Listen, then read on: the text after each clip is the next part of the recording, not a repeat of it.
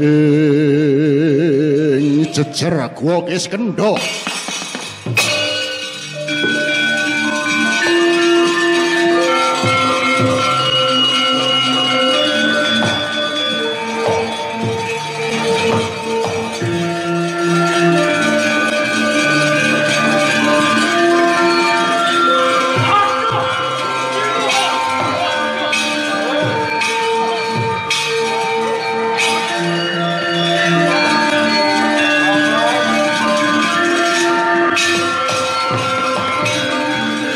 Sigrapala kang tumingal prang campa samya ngedali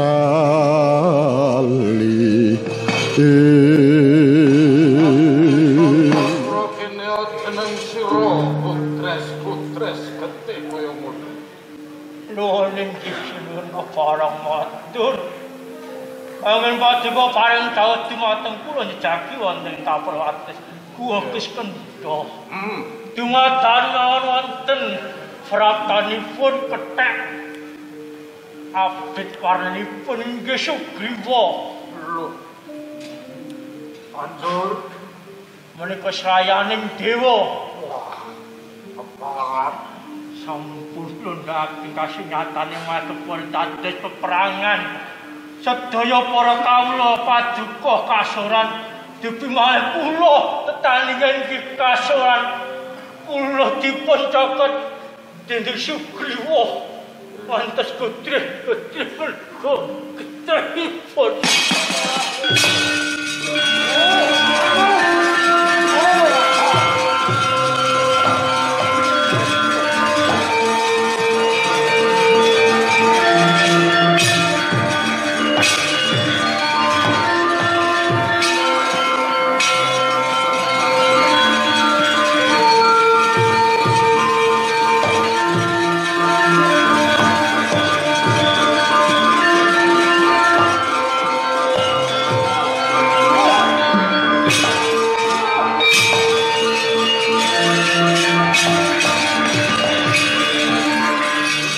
sing resana hengkung ing tiakang kabataning sih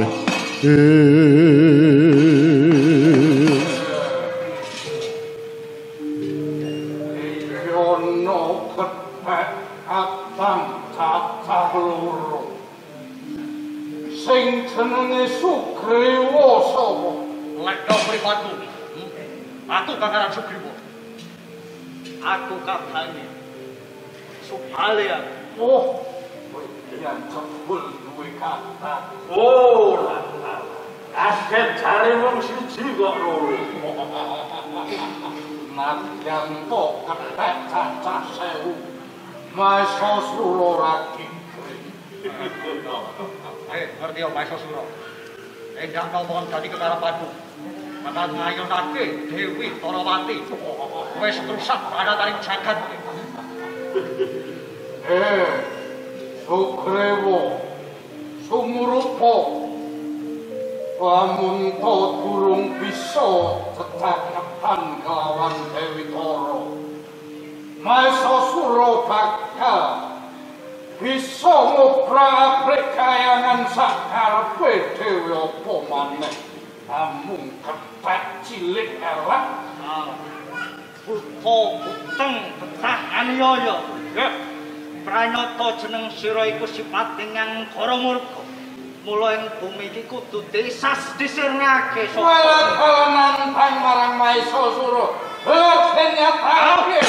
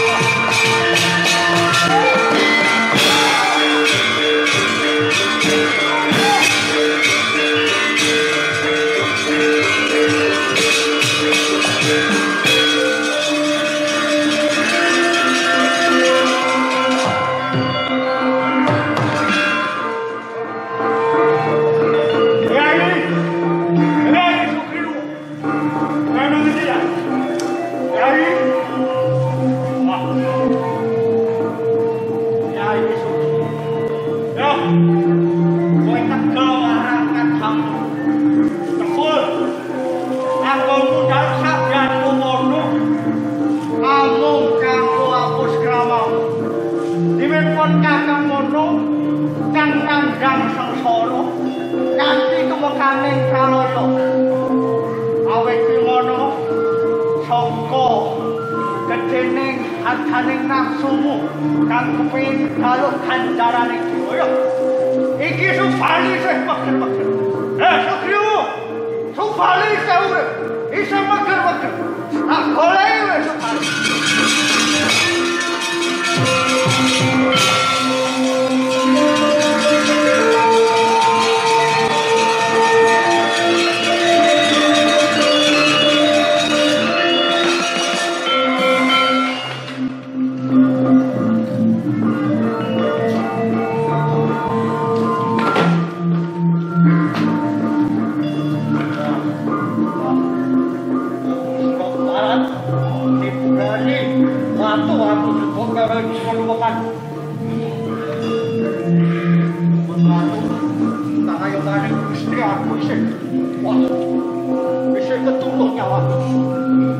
Kocap kacarita kaya mangkono. Sawusnya kacemplungake jroning luweng Sang Sugriwa ngawuningani jroning Bantala ana marus ingkang awarna abrit lan putih. Kemutan welingira ingkang raka nenggih Sang Subali. Dupi ngawuningani marus ingkang abrit aworan putih kagiat Sang Sugriwa. Wah, yo Kakang Subali.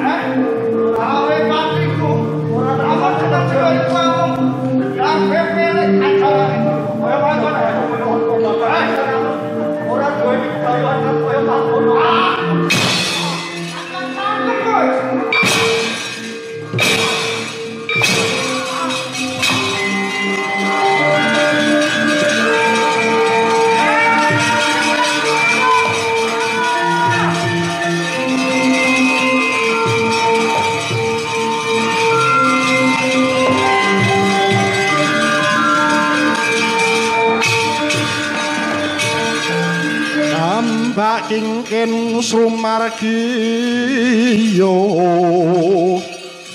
Sruna longso gyanutuh diri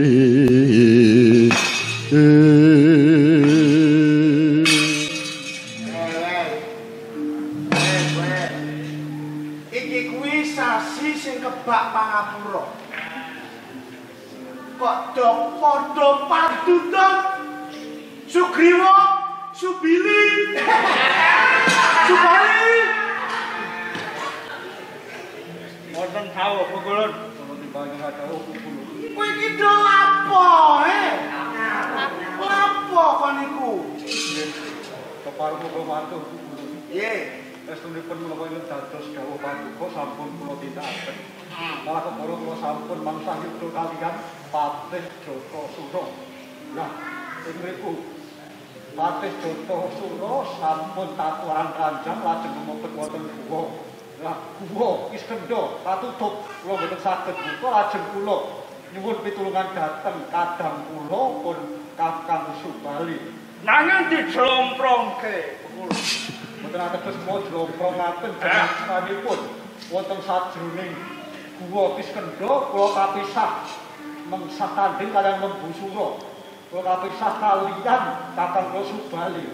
Lajeng kula dipun bleki watu bilang lumebet wonten sajroning luwengan kula kawon kaliyan Lembu Sura. Ananging sasampunipun kula medal saking luweng wonten getih ingkang werni pethak lan abrit. Ateges mati sapya kula sampun nindakaken menawa ingkang dados dawuh pangandikanipun Kakang Subali kawula. Gedihe dadu ngono. Terus dari Sugriwa. Kula kakang kowe lak ra ngapusi to ya. Wong ora seneng ngapusi. Sugriwa ora seneng ngapusi. Jebul kowe mono isih urip ananging jeneng sira katindhes kok nganti mlebu sajroning luwung. Bener apa kan ganti kandhamu kakang. Nanging aku ora mawa bakal matur ana ngarsane Kakang Subali jenenge Kakang Subali wis duka wis nesu kelana gendung.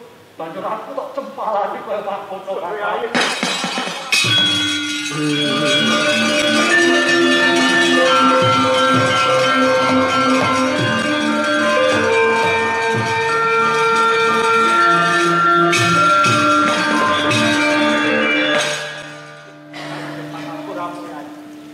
Kabeh lupute Sugriwa ngopo kok dadak jaluk tulung karo Kakang Subali. Ora ya iki ngono aku. Kalat oleh mindhae Kakang Subali. Yo, apuraken yo ta iki. Sing gedhe malah ora. Kakang Subali ora sumpah Kakang, malah wis sabiyantu karo Pak Sugriwa. Ngaten pukulun. Pukulun, Aku nek ngerti wong rukun iki wis sedih. Pas nonton rasane ngajiku. Mau iki kaya Subali. yo wonten pukulun.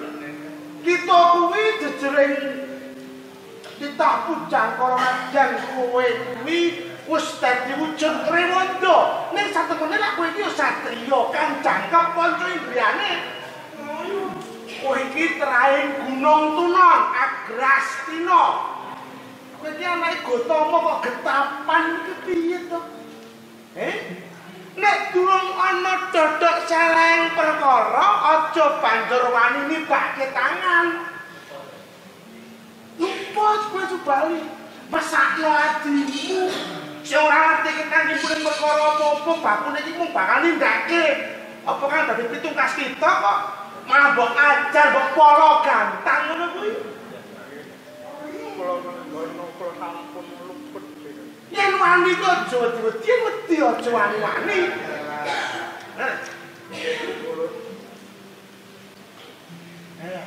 Ya, ini kita ulun Sugriwa Subali Dumadung dawuh pukulun. ulun uga mangerteni ndak dipriksa saka Ndergang Loro pancen tandangmu kuwi ngedapi-dapi. Pancen kodrate ingkang kudu lumadi patine Mahesastra Lembu Sura kuwi ana ing tangane Subali. Nanging lantarane ya kuwi Sugriwa. Ya. Sugriwa kang dadi lantaran patine Mahesastra Lembu Sura. ana ing tangane si Subali. Ing sekawet ulun paring dawuh Tara dikepenake sing ya Tara lali lan kakek kowe aku. Heeh. Sekawet ulun paring pangandikan lamun jeneng kita Sugriwa bakal gede ganjarane yen to wis bisa gawe padang ing kahyuwangan Suralaya apa dene Jonggireng kena. Sarene sing nyambut gawe iki wong loro. Sing tandang gawe wong loro mula ganjarane kuwi ya dienggo wong loro. Tekesipun Oh, tegese iki ora iki dienggo kowe ngono. kula ketan dibatung kalih. Ora widodari kok mantasane widodari kari Tara kuwi ora dienggo. Ana ganjaran loro cacahe. Ana loro kowe jeneng kita kudu milih ing antaraning siji. Wadah apa isi? Kanjeng Subali sing tuwa Subali kowe milih wadah apa isi?